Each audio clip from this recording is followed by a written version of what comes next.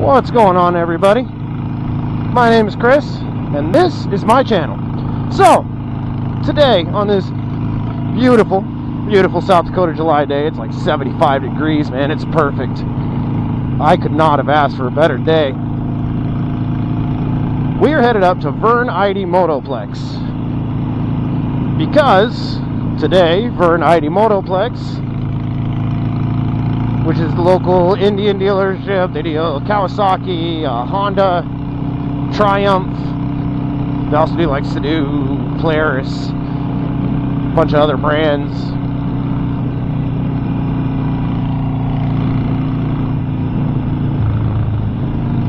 They're gonna have the Indian motorcycles demo fleet out today, tomorrow, and Saturday.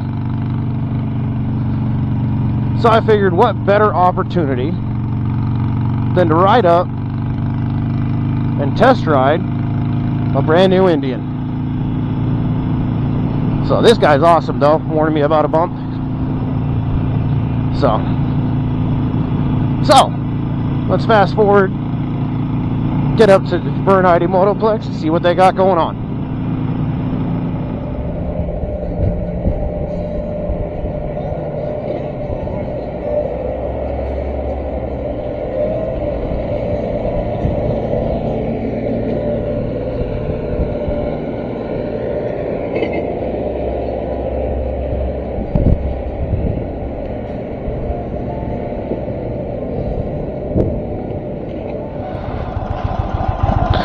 Definitely lower than the ground, much lower seat height, and I have no clue what that seat height is.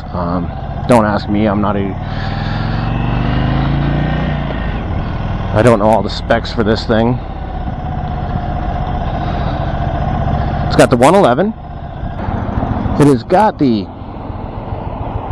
I like this paint. I like this like matte white or whatever it is. I think that looks really good. I think it would be better with like some different bars, maybe.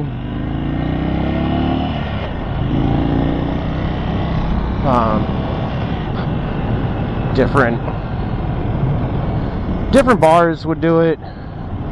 Forward controls is something I'd definitely do.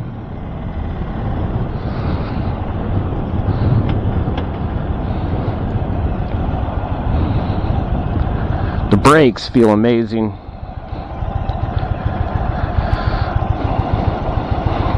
Definitely change up the seat.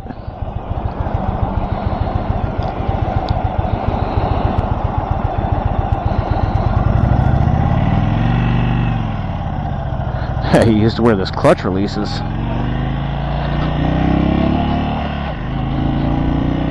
It's got a pretty snappy throttle response. Right now it's just in standard mode, and I do like this gauge. If you get the Dark Horse model, it has a completely digital gauge with nav in it and it's touchscreen, and I think that is really cool. I kind of wanted to test ride that, but they did not have one available. Another reason I want to test ride the Dark Horse is because it's got the 116 versus this one, which is just the 111. But again, they didn't have a Dark Horse available, simply because the one they did, somebody already laid it down, and this is the first day one of the test rides. Somebody already laid it down and broke the bars. So this is definitely a very comfortable bike. I mean, smooth. I wouldn't want to be in this riding position all day. Like real long road trips, I definitely want to go forward controls. I'd want some taller bars, something I could, lay back a little more with. Because, give you perspective, I am 6 foot tall and about 230 pounds. So this is pretty comfortable. Get up to this first stop sign, and I'm gonna change the ride mode. put it into sport, because right now, like I said, it's in standard. So this is definitely a comfortable bike, nice and quiet. I would definitely want to get some sound to it, swap out the exhaust, but I think that goes without saying, right? That's pretty much mandatory on motorcycles. I think it's illegal to buy a motorcycle and not change the exhaust. Or so I've been told anyway. I don't know. What do you guys think?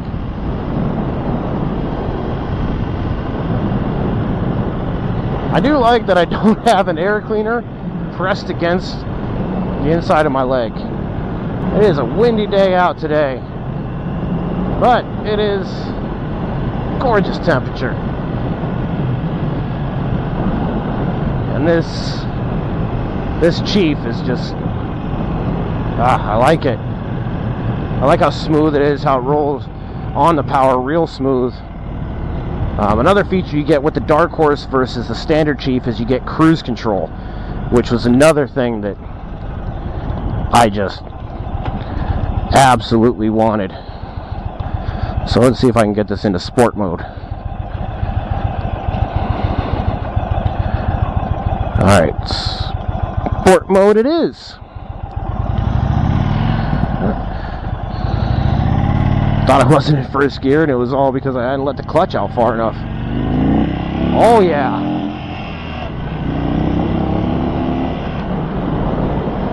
Wow, this thing is snappy. Very snappy coming off the line. You put it in sport mode, and the difference between sport mode and standard mode is the engine mapping. But the engine mapping is just, it makes a world of difference. You know, I've seen some people test ride motorcycles and say that they can't feel a difference between sport and standard motor. They feel a very slight difference. But I'll tell you right now, man, it's a world of difference. This thing just snaps when you give it the old twist of the wrist. It just snaps, and this 111 just moves.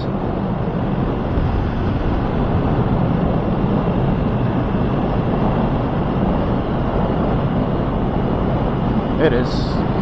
Even though it's a windy day today, the wind's not blowing me around as much as it does on my Sportster. I'm not sure why. Maybe it's because this is a little bit of a heavier bike, but the wind is being fairly forgiving. It might be my riding position. I don't know, because my Sportster, you know, I've got the mini apes and the 4 controls, so I'm a little more stretched out.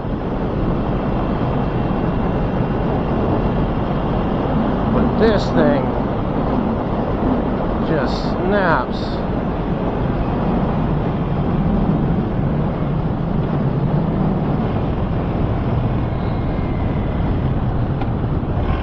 That clutch release point is going to be something else to get used to. I mean, it is like 3/4 of the way out, almost all the way out before that clutch releases. And my Harley, it's about 1/4 to halfway out when the clutch releases. So getting used to that would definitely be something that I would have to do. But that is no like major fault. It's no complete deal breaker on this bike. I think if I had 4 controls, you know, my feet were somewhere more out and my hands were up, I was sitting more upright, I would absolutely fall in love with this bike. And my lady would kill me because I started talking numbers and take one home. Luckily, they did not have the one I want to test ride, or else I probably would have gotten myself in trouble. Or at least it would have been harder to keep myself out of trouble. Better slow down. It just gets away from you, man. This thing is awesome. I absolutely love this bike. It is comfortable. The seat leaves a little bit to be desired. I mean, I'm not uncomfortable, but I could see myself on a real long ride wanting something a little different.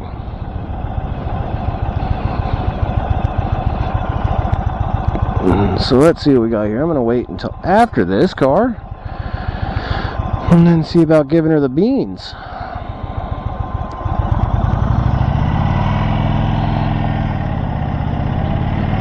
Oh, there we go, a little smoother start. Oh yeah, you can really hear it come to life. You get those RPMs up. Another thing I like about the Dark Horse version versus this one is that digital gauge is not just a speedometer, it also has a tach. So you get to see your RPMs, which I really love. I wish I had a tach on the Sportster. I think all bikes should have a tach, but sadly the smaller ones don't. So let's cycle through these. Let's see what we got going on here. We're in 4th gear. We got the gear indicator, trip indicator, clock that's not set, trip 2. Oh, there we go. Ha, there it is right there, folks. See what happens when I open my mouth? I assume. And we all know what assuming does. So, 2,900 RPM. DC voltage. Nice. We got a temp indicator. Fuel economy. Fuel range. Total miles on the bike. 123. Let's get back to that tach. See what it does next time I come off a stoplight.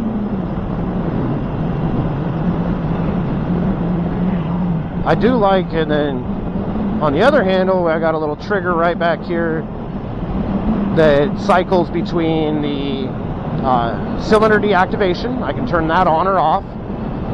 And if you don't know cylinder deactivation, basically it just shuts down one cylinder, turns it into an air pump, essentially, to keep the motor cool while idling, only while idling. As soon as you twist the throttle, it fires it right back up, and away you go.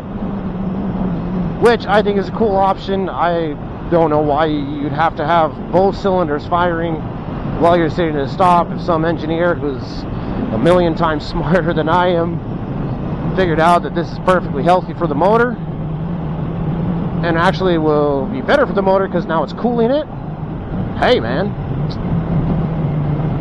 I'm all for it. And it also cycles between the ride modes.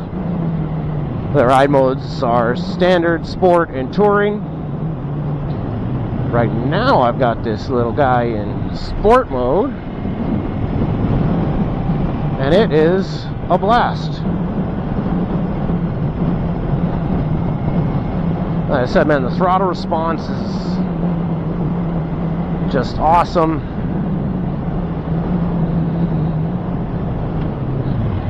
And it goes into gear so smooth. I've gotten used to that Harley clunk, you know, that thunk, thunk, oh, I'm in gear. This goes into gear so smoothly and so quietly.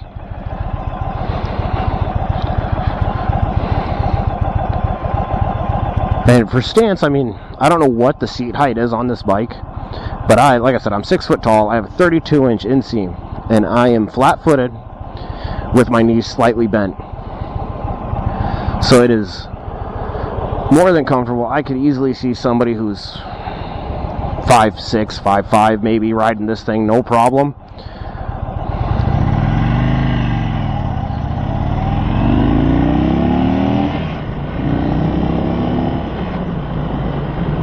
Oh yeah, power off this thing is just awesome.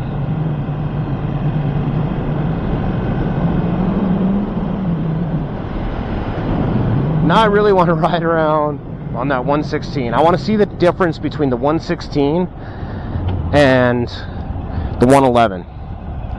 Because the 111's got me impressed. I can only imagine the 116 would have me floored.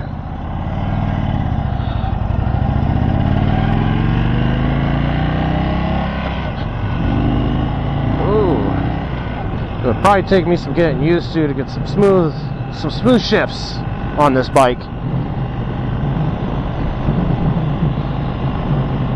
But like I said, it's not exactly a deal breaker. Nothing on this bike is a deal breaker that I've seen so far. It runs down the road smooth. It's got plenty of go. The torque is awesome. I like the instrumentation, even though it doesn't have that touchscreen nav, which I think is really cool. That's more of a novelty to me. That's more of a toy than a necessity. This has got everything you need and then some. If you could get it with the optional cruise control, and I'm sure you can, it would just be amazing. Most of the things that I find at fault with this motorcycle are optional things, like the bars, side light support controls, the seat. I definitely go 2 up because I got all them kids that like riding with me. Things like that, you know. Simple personal preference things. As far as the machine as a machine, it is outstanding, I think. It's fairly comfortable. And I realize that this bike was not built for somebody to hop on and crush thousands of miles. You know, they make bikes for that. They make the touring bikes. I realize there are some people who are going to do that. They're going to hop on this thing and they're just going to crush the miles.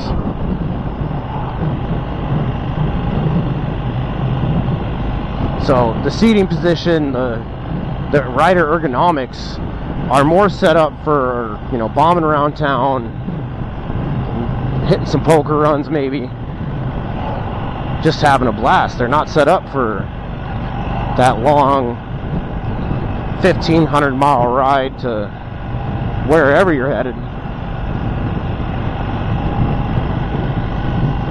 They're set up for going out on the town for the day with your friends and cruising. Maybe getting a little sporty, maybe. And I'll tell you, man, this thing is an awesome bike. It really is. I like it. And like I said, every fault I'm finding with it is all personal preference stuff. And I really wish I wasn't stuck behind this truck right now, because I would love to give this thing the go-go juice just one more time. Kick it into afterburner and just watch her go.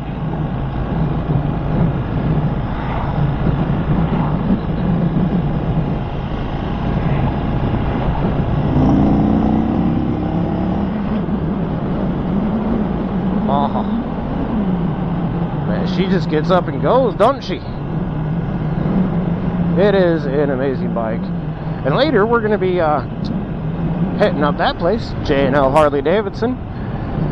They're doing demo days as well. Not going to do that one today.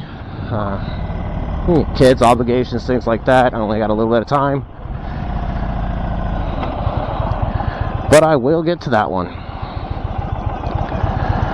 The riding height, the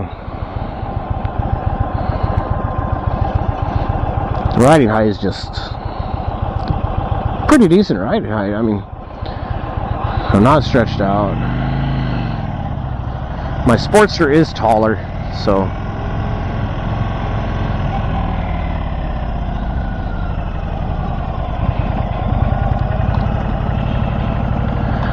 here we are. Back there. All right.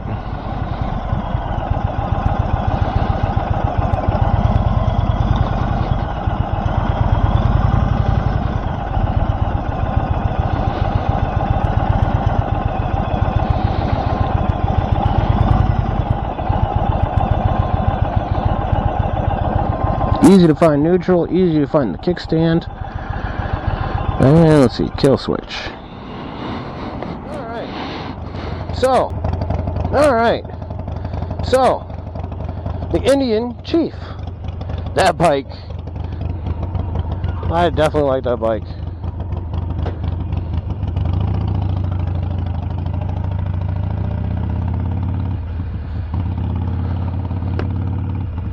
Wasn't on it long enough to get too terribly used to the mid controls and the low bars.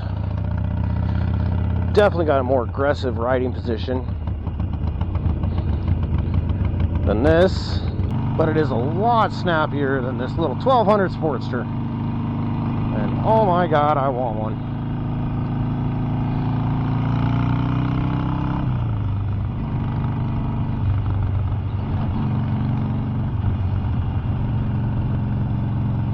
God, this Sportster just feels slow now. Feels so slow. So slow. But as far as comfort goes,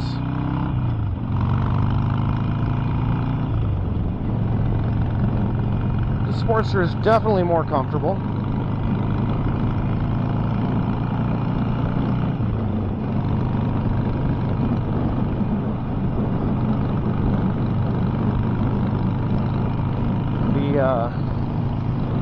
The Chief is definitely more powerful. Got more bells and whistles. This is, you know, this is a motorcycle.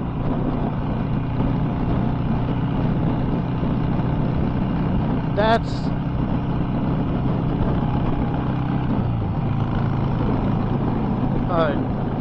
much more advanced motorcycle. I mean, this is just everything a motorcycle needs to be. This is like the basic necessities to be called a motorcycle. That is definitely more advanced than this, and I'd expect it to be. If I wanted to compare the two, I'd have to go to the Scout, not the Chief.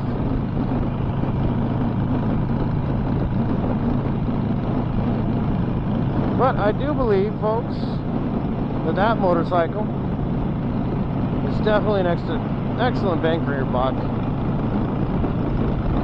And I think the price tag is right around $16,000 MSRP.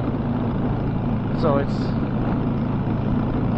not overly expensive. I mean, yes, it is more expensive than a Sportster, but it's not,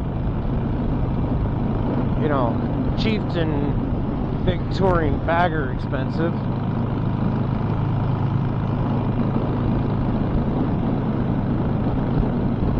If I could get one, I probably would,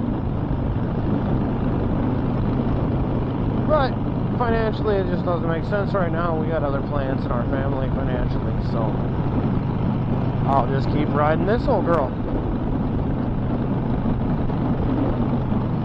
So, until the next time, guys, I think I'm going to end it here. You guys go ahead and be safe. Come check me out again.